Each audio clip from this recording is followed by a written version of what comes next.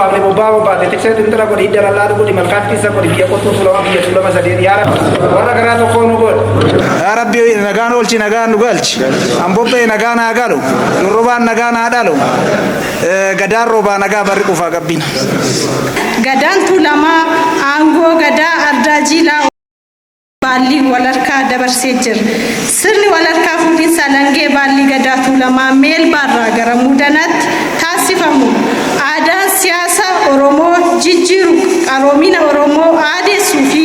hariiroo obbolummaa keessoo fi alaa ijaaruu keessatti gahee guddaa kan qabudha. Haaluma kanaan abbootiin gadaa meelbaa magaalaa keenyaa yookiin abbootiin gadaa duraanii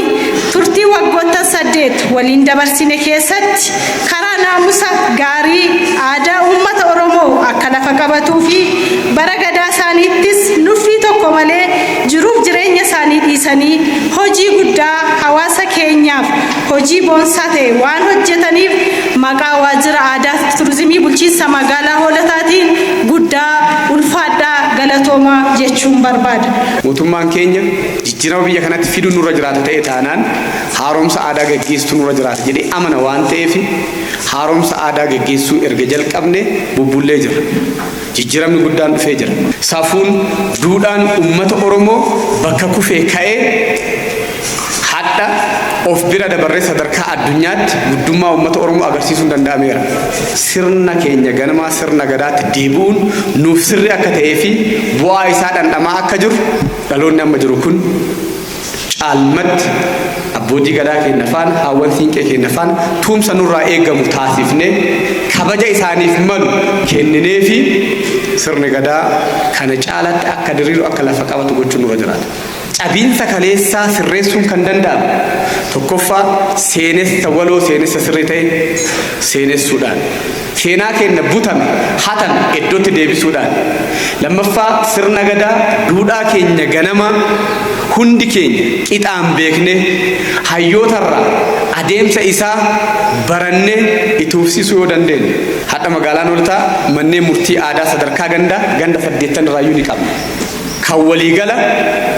dhimmi gandoota 8 irraa dhufu achitti ilaala mana murtii wal dabarfannaati. Mana murtii wal dabarfannaa kan karaa fakkeenya qabuu fi karaa uummata Oromoo madaaluu danda'uun magaalaa keenya madaaluu danda'uun hojjechiifnee jirra. Ulama bachoo jalatti kutaa yookaan immoo magaalaa Hoolotaa saglii asitti hundaa'e kana aangoon nutti kenname akkuma dhaga koratti gaafa alangee fudhannu lallabnee dubban hojiin hawaasni keenya barbaadu gadaa qajeeltuu tana wantoota ishiitti haguuganii yookaan akka mul'anne godhan irraa saaqu bakkee dhokatee jiru mul'isu fedhii hawaasa keenya jiddu galeessa godhannee hawaasa keenya waan inni barbaadu ala bullee hayyuudhaan mari'annee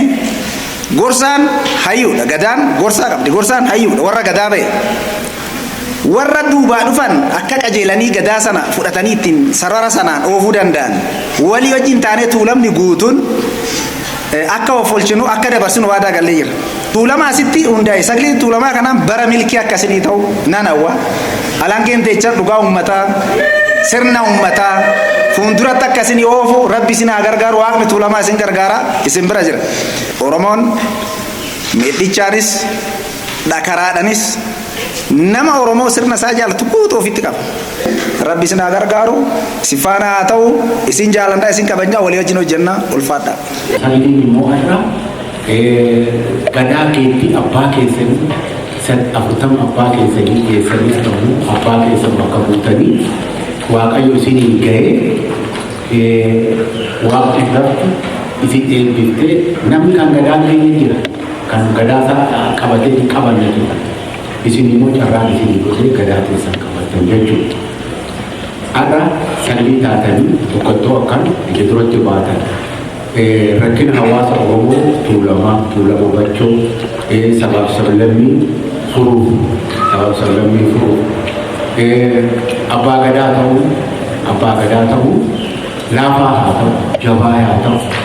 hawaasa Oromoo dhala namaatti gadaa mirga dimokiraasii waan taateef sabaaf sablammii fedhe haa ta'u gadatti qabana gadatti bulu haga fedhe haa urgaawu